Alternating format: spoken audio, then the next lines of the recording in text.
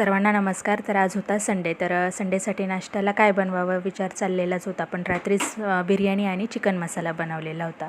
तर मुलांना बिर्याणी तर आवडतेच, मग त्यांचा नाश्ता झाला, त्यांच्या पप्पांचा पण नाश्ता झाला, राहिली होती फक्त मी।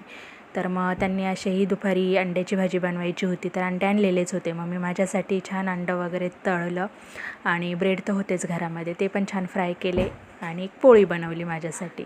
तर तशी रविवार असल्यामुळे माझी सर्व कामं तशीच पडलेली होती, मुलांची अंघोळ पण बाकी होती अजून। तर हे इकडे कपडे पडलेले होते माझे तसेच, आणि विवानला अंघोळीसाठी बोलवत होती, पण विवान कशाचं ऐकतोय, रविवार असल्यावर काही विचारायचंच नाही। तर इकडे शुभ्राला तिच्या पद्धतीने अंडं फ्राय करायचं होतं, तर मग इथे तिची रेसिपी चालूच होती।